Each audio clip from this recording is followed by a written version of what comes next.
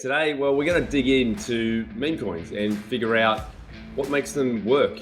They're well known that they've got no utility, there's no use case for them, but they go up in value like crazy. So, how and why does that happen? I think that's kind of worth digging into so people can kind of understand how these things get so big, why they get so big, and is it actually something you should be looking for in the future?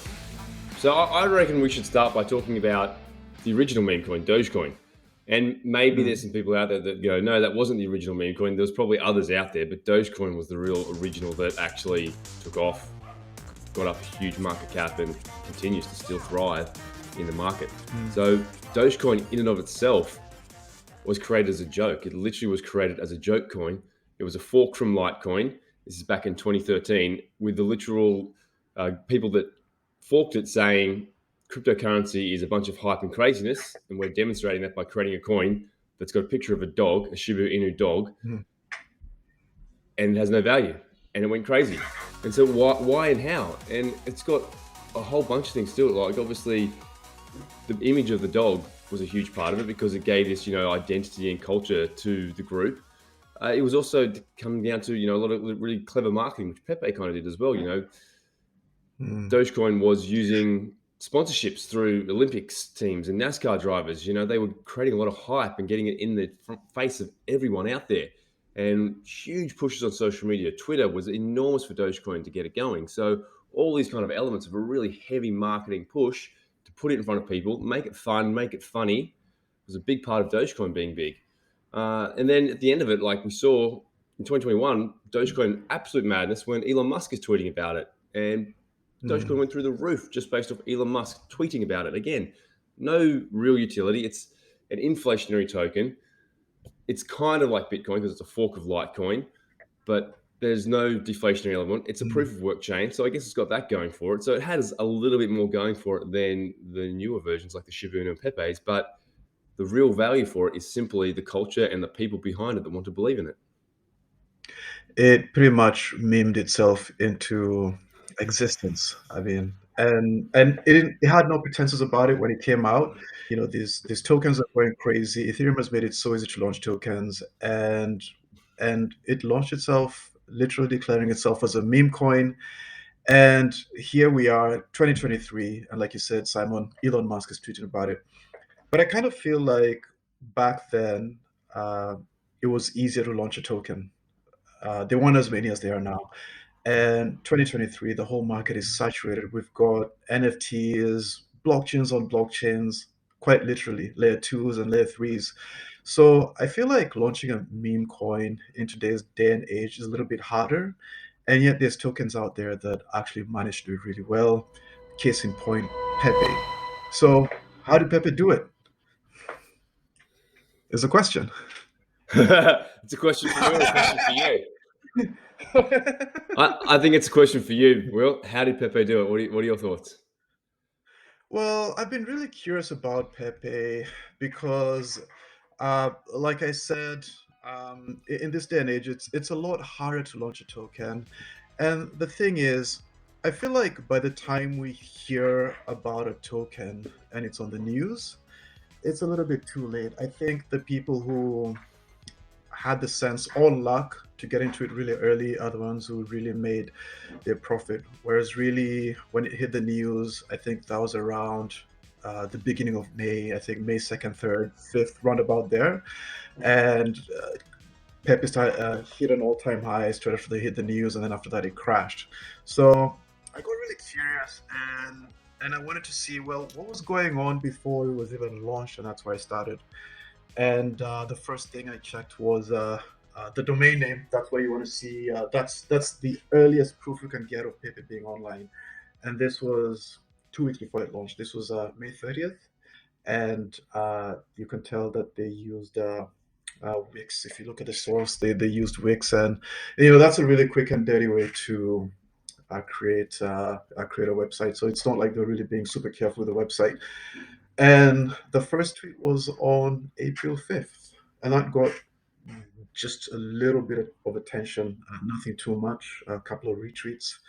And I think the actual retweets to that first tweet came way later when everybody had already heard about Pepe. And so Yeah, that's where I but started.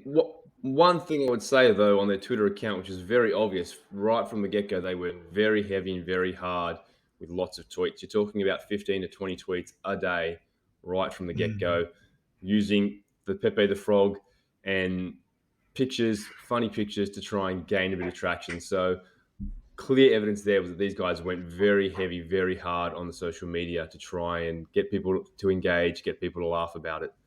Even at that point, then it was a nothing thing, but get people to laugh and people start watching a little bit more. What happened after that Oh then? yeah, totally.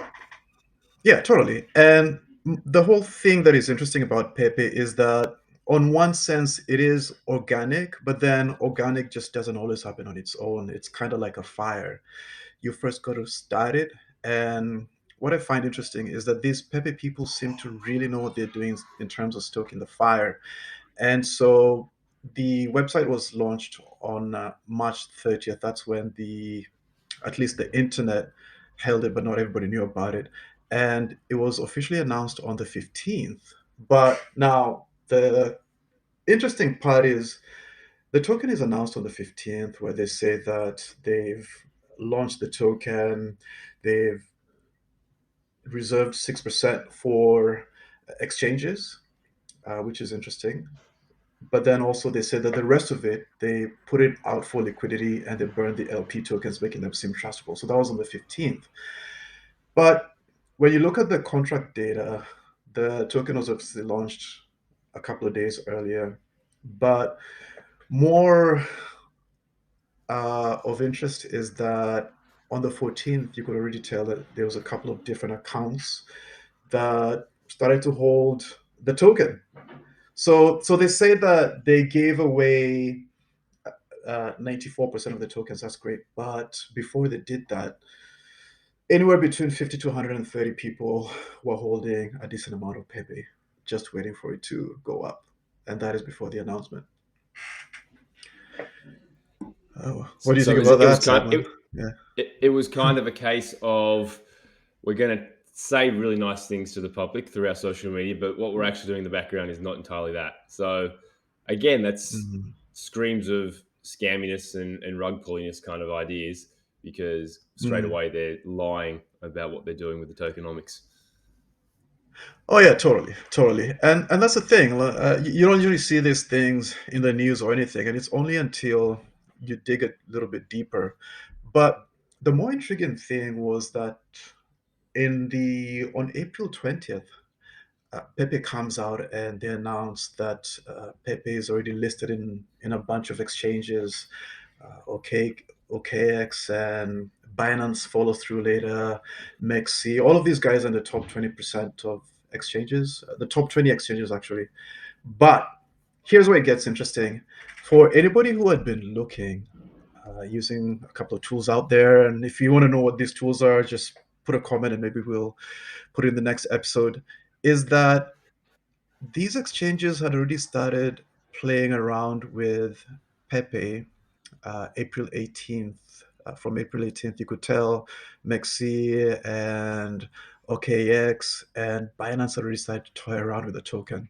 So I hadn't been aware then, but if I had been, I definitely would have picked up some Pepe then.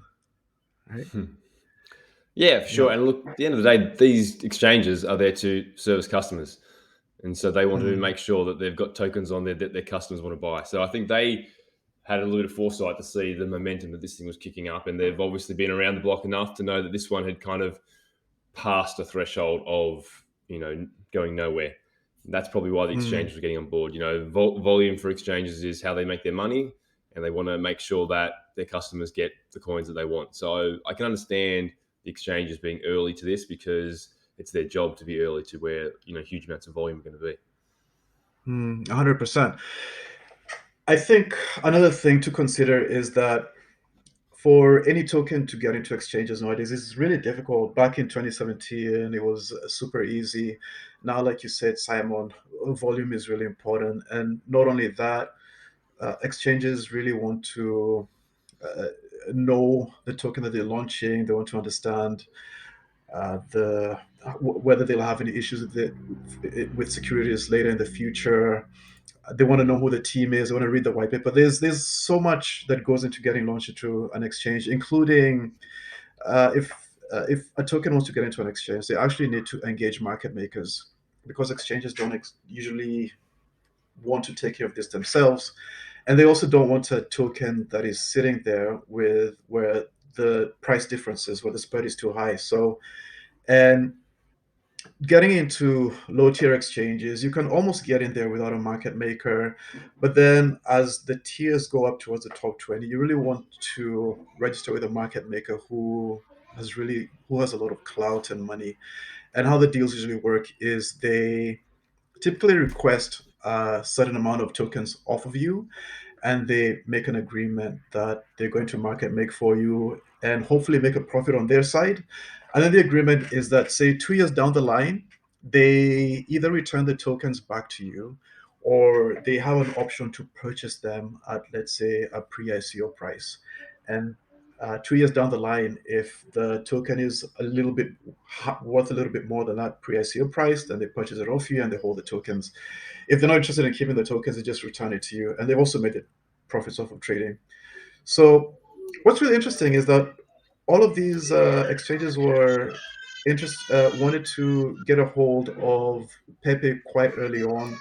And for me, what that signals is that there may have been communications early on, or like you said, Simon, they might have seen this token really mooning. But I think the coolest thing to pay attention to is that for anyone who was looking, if me and you were looking at this a couple of weeks ago, Simon, I think we could have got in right before the exchanges came in. And the whole notion is that there's tools that we can use if we know the token that we're evaluating to decide and to see if there's exchanges getting on. The exchanges have done their research, and that means that if they're playing with it, they're probably going to list it. And not financial advice, but it could indicate that the meme coin could end up pumping. Yeah, absolutely. I mean, that's common for a lot of tokens. There's always usually a pump going into the news of exchange listing. But be aware, though, the smaller exchanges that did pump off the back of that. But I believe once Binance finally listed it, that was the peak. It pretty much Mm, dumped after Binance had listed it. So it's definitely a by the rumor, sell the news kind of events going onto exchanges. mm, So I mm, think you needed to be onto this before it got onto the exchanges. mm, And let's mm, talk about, I guess, just how much people made from this. There's everybody's seen a tweet about Pepe saying, "Oh, if you put $100 in 2 weeks ago, this is like April time, then you would have been a millionaire by now." And that's all well and good mm, to show simple things like that, but it's not as simple as that. Like to go through that process and just hold. Like I did look some of the maths of it, and even if you'd bought in late April, you would have seen it go up by 400% and done nothing. Then seen it drop by 50%, done nothing. See it go up by 300%, still do nothing. mm, See it drop another 60%, do nothing, up 100%. It was a roller coaster ride. mm, Nobody holds through that period of time. If you're seeing your mm, money go up and down that much, people are taking profits, people are selling. So why in the mm, world would you hold all that time and then magically, when it got to the peak, actually finally decide to sell? So that's not really how it works. People would have made some good money off this for sure, but the majority of people, when you look at the graph, from end of April till the peak in like 7th or 8th of May, I think it was, it did about 2,500%. So 250xing your money if you bought from there and sold at the top. So most people didn't really do that. But if you go and look at, I mean, it's an insane return, isn't it, for basically 2 weeks worth of holding a token. But if you go mm, and look at the data, there's Arkham Intel who did some research into it, and they looked at how many Pepe holders actually had over $1 million, because everybody talks about Pepe printing millionaires, and so they reckon there's only about 50 addresses that had $1 million worth of Pepe.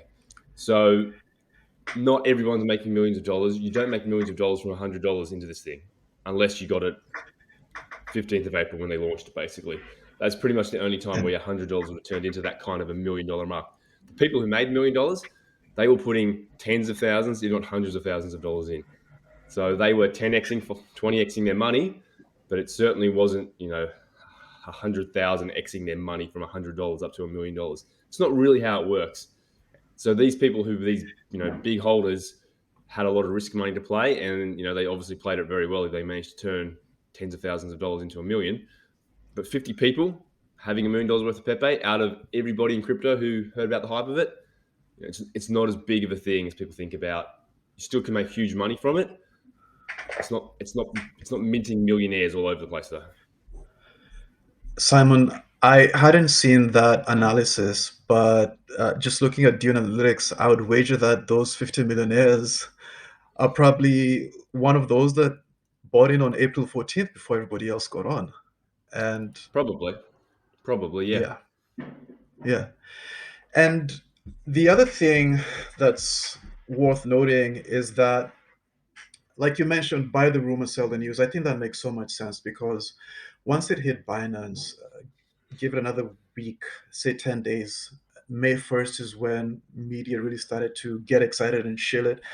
And I would suspect that maybe the first one or two outlets were probably maybe somehow partnered into it, or a lot of these projects have contacts in media, and it's not a conspiracy or anything like that. That's how media also knows exactly what to write. And so I suspect that the first couple of outlets to start writing about Pepe may have been notified, or maybe they did find it organically. But then the thing is that from May the 1st to May the 5th, that's when media really started putting it out. And Hmm. that's when it became news because the price started to go up. But as the media was talking about it, if you actually went and looked at the trades in Uniswap and not didn't really focus on the price, but looked at the volume, that's when the volume was going down, and that for me would have been a great indicator to sell, especially when the media is providing me with the pretty much the opposite volume of where I want to go. The media is saying there's this millionaires being made out of Pepe. It's really cool. Everybody's getting super excited about it. The little fish are coming in and buying up and creating interest about it, tweeting about it. In fact, right after Binance and these exchanges were launched, what these Pepe fellas did, I think they're really smart, is that they opened up a Discord, and as soon as they opened it up, you could see a flood of people come in, and to join, you had to hold a bit of Pepe. So that created a little bit more excitement. You probably had to tweet about it as well. So all of this kind of tied in together, creating this media frenzy that drove the price up. And for anybody who had got it in early before the exchanges and they wanted to sell, that would be the perfect time to start taking profits. So here's the question, Will, is that we say that once it hits the media, you're too late and you probably shouldn't chase it. But that doesn't help Mm. people. People want to know, how do I learn about these things before then? How do I get in on these things before? What are your thoughts? Mm. Well, unfortunately, there's no easy way, but that's kind of the advantage.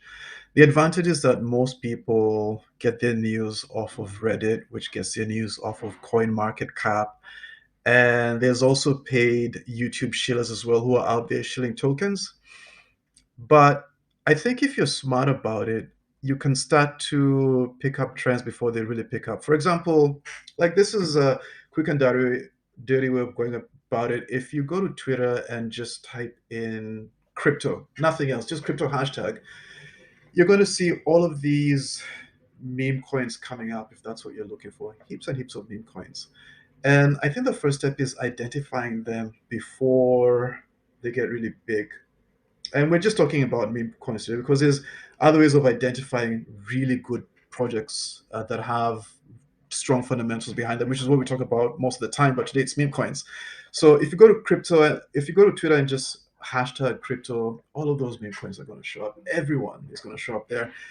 And at that point, that is where you, if you're interested in meme coins, you'd want to start doing a bit more research into it. And I think the key indicator to look for is when you go to these smart contract analysis platforms, you take the token's contract address, you paste it there, and you look at it. It takes less than 20 or 30 seconds, and you can tell whether exchanges are interested. And I think if you can get in before the exchanges get in, not financial advice, but usually a good time to enter anything before an exchange because once an exchange gets in, that's when the hype starts, and then that's when you actually start to sell. And then the other thing that is a really cool indicator is that if a token launches and it's a meme coin and they start with an airdrop, I wouldn't touch that because what it means if they just pretty much airdrop to everyone, what's going to happen as soon as the price goes up is that it's going to start. I would start selling those airdrops because I know everybody's going to start doing the same thing. But if I bought those tokens, I really do not want to sell them until it's a good time to sell. So my personal markers, I would love to hear yours, Simon, is that one, I'd find a token, two, that does not have an airdrop, three, that exchanges are interested in, and four, that hasn't been listed. I think if I can hit those for a meme coin, I probably have something to hold on to and essentially just fasten my seatbelt, buckle up, and honestly just hold it for the short term, maybe 2 weeks, and then make my money, hopefully. But that's not financial advice. Yeah, I understand that, mate. My opinion on how you find the next Pepe or the next meme coin is you need to be lucky, but you need to create your own luck. You need to be on Twitter, making connections, building a network in Discords, talking to people about what is going to be the next big thing, what are people working on. So it really comes down to, your network is your net worth. You need to be knowing to a degree the team behind this kind of before it happened. That doesn't come easy. That doesn't come with only spending a couple hours a week on crypto. So I think you really need to be spending full time to be able to get in early on something like Pepe Coin. If not, and you don't have the time for that, that's fine. You can still make plenty of money in crypto. Go stick with your Ethereums and your Matics, your Solanas. Stick with the big guys. You're still going to make incredible gains, but you don't need to spend as much time trying to find this next unicorn because you're most likely not going to find a unicorn. Mm. And maybe something really key is not to be caught up in the hype, in that, yes, there's hype, be interested in it, but then you want to have your rules. All right, there's a meme coin, and I've got my 4 rules, for example. Does it match my rules? Bam, I'm in. If it doesn't match my rules, then I definitely want to think about it. Yeah, and I think in my final thoughts here is that crypto's been around for 13 years. We've had Dogecoin, we've had Shiba Inu, and we've had Pepe Coin. The only meme coins that have really done anything of significance. We probably would have had hundreds of meme coins that have done absolutely nothing. So rather than spending all your time chasing, trying to find what the next meme coin is, maybe go look at actual real utility coins and tokens, find out why they're going to be more valuable in the future. Maybe you're better off spending your time looking in that area. 100%, Simon. And I guess, thank you, Simon, and until next time. Thanks, Will.